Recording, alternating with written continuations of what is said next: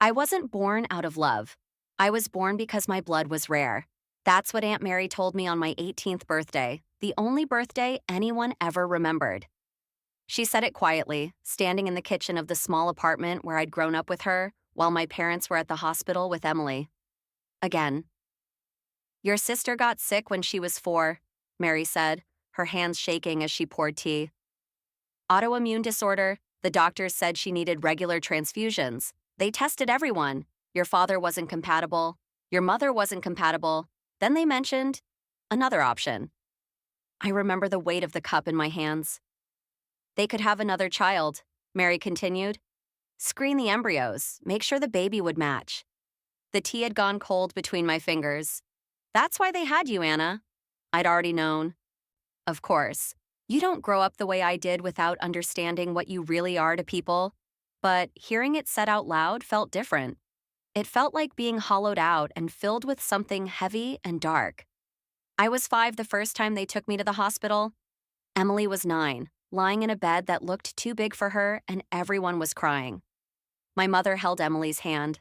My father spoke in low, urgent tones with doctors. Nobody looked at me. A nurse with kind eyes bent down. We need to borrow a little bit of your blood, sweetie, to help your sister feel better. I didn't understand what blood was, really, but I understood that Emily was special and I was not.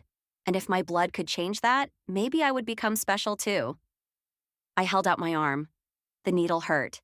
I remember watching my blood flow through the tube, dark red and thick, and thinking it looked important. My mother glanced over once, briefly, then returned her attention to Emily. After that, it became routine. Every few months, sometimes more often, I'd be pulled out of school or woken up early and driven to the hospital. No one asked if I was ready. No one asked how I felt. They'd sit me in a chair, insert the needle, and I'd watch my blood drain away while they stood around Emily's bed, stroking her hair, telling her she was so brave, so strong. I learned not to cry. Crying made my father's jaw tighten. Crying made my mother turn away with disappointment in her eyes, as if I was failing at the one thing I was supposed to be good at. At home, Emily had the room with the big window and the walls painted lavender. She had shelves full of books and stuffed animals and art supplies. People sent her gifts constantly. Cards covered her dresser, all of them saying things like, "Stay strong" and "You're a warrior." My room was small and plain. No one sent me cards. No one called me a warrior. I'd hear my parents in the hallway sometimes, talking about me in voices they thought I couldn't hear. She looks tired lately. She's fine. The doctor said she's healthy. Maybe we should let her rest this month. David, Emily needs. I know. And that was that. Emily's needs always outweighed mine because Emily was sick and I was just the source. Aunt Mary was different. She'd been hired as a housekeeper when I was 3, and somehow she became the only person who saw me. Really saw me. She braided my hair before school. She made me lunch with little notes tucked inside. She asked about my day and actually listened to the answers. "You're a good girl, Anna," she'd tell me. "Don't let anyone make you forget that." But I didn't feel good. I felt empty, like something essential had been scooped out of me and I was just a shell pretending to be a person. By the time I was 14, I'd donated blood 23 times. I kept count in a notebook I hid under my mattress. 23 times I'd sat in that chair and watched part of myself flow away. 23 times I'd felt dizzy and weak afterward while everyone fussed over Emily, making sure the transfusion had gone smoothly. My grades started slipping. I couldn't concentrate. The school nurse sent a note home saying I looked anemic and should see a doctor. My mother read the note at dinner and frowned. "You're not anemic. We'd know if you were." "Maybe she should get checked," my father said without looking up from his plate. "She's fine. She's just not trying hard enough." That night, I stared at my ceiling and wondered what would happen if I said no. If I just refused to get in the car next time. Would they force me? Would they hate me more than they already did in their careful, distant way? But I never said no, because every time I thought about it, I'd see Emily's face, pale and drawn, and I'd feel the crushing weight of guilt. If she died because I refused to help, wouldn't that make me a murderer? When I turned 16, Emily started a blog, Living with Chronic Illness, One Girl's Journey. She posted photos of herself in the hospital, looking fragile and beautiful, and wrote long emotional posts about pain and resilience and hope. People loved her. Within 6 months, she had thousands of followers. Brands sent her free products. News outlets interviewed her. She became a minor celebrity in the chronic illness community, this brave young woman who refused to let her disease define her. She never mentioned me, not once. In her narrative, she suffered alone, supported only by the love of her devoted parents. I was erased completely, as if I'd never existed. I read every post, though I don't know why. Maybe I was hoping to find myself somewhere in her story. Maybe I just wanted proof that I was real. One post talked about her most recent hospitalization. I was so scared, she wrote, but I'm lucky to have access to the treatments I need. Not everyone does. I'm so grateful. Grateful to whom? To what? She made it sound like a miracle, like divine intervention, when really it was just me. It was always just me. Around that time, something else started happening. Emily would have these dramatic episodes whenever she wanted something. If my parents said no to a new laptop or a trip with friends, she'd suddenly become short of breath. Her hand would flutter to her chest. Her eyes would roll back slightly. My parents would panic, rushing her to her room, calling doctors, checking vitals. And later, casually, they'd mention it to me. Emily had a spell today. She might need a transfusion soon. How soon? The doctor said we should schedule something in the next few days, just to be safe. It happened 3 times in 1 month. Each time, I ended up in that chair with a needle in my arm while Emily recovered miraculously fast. Suddenly well enough to post cheerful updates on her blog about how grateful she was for modern medicine. I started to suspect she was faking it, but suspicion felt like betrayal, and I was already drowning in guilt for resenting her, so I pushed the thought away and rolled up my sleeve. When I was 23, I got my own apartment. Nothing fancy, just a studio across town, but it was mine. For the first time in my life, I had space that belonged only to me. My parents barely noticed I'd moved out. They helped Emily launch a YouTube channel. I thought distance would help. I thought maybe if I wasn't living under the same roof, I'd finally feel like a separate person instead of an extension of Emily's medical equipment. But they still called when they needed me. Usually it was my mother, her voice tight with stress. Anna, Emily's counts are down. Can you come by the hospital tomorrow? I have work. Can't you call in sick? This is your sister. Yes, my sister, the one who'd built an entire online presence on suffering while carefully editing me out of every frame. I always went, because saying no felt impossible, like trying to breathe underwater. But I was tired. Tired in a way that sleep couldn't fix. I'd wake up exhausted. I'd drag myself through the day. At night, I'd lie in bed and wonder how much blood a person could lose before they stopped being a person at all. Finally, during a routine physical, my doctor looked at my test results and frowned. Anna, your iron levels are dangerously low. Your red blood cell count is concerning. Are you anemic? I donate blood regularly. How regularly? Every few months. Sometimes more. She set down the papers and looked at me directly. You can't keep doing this. Your body needs time to recover. If you keep donating at this rate, you're going to cause permanent damage. The words settled over me like a blanket, heavy and warm. Permission. I'd been given permission to stop. I'll cut back, I said. Anna, I'm serious. No more donations for at least 6 months. Your health is at risk. That night, I called my mother and told her what the doctor said. I explained about the iron levels, the red blood cell count, the risk of permanent damage. There was a long silence. We'll find another solution, she finally said, her voice cold. There is no other solution. Emily needs to work with her doctors to find different treatment options. You don't understand. She needs... I can't, Mom. I physically can't. You mean you won't? The accusation hit like a slap. After everything I'd given, everything I'd sacrificed, she thought I was being selfish. I need to go, I said, and hung up. 2 days later, Emily posted a tearful video. Her eyes were red and puffy, her voice breaking as she spoke.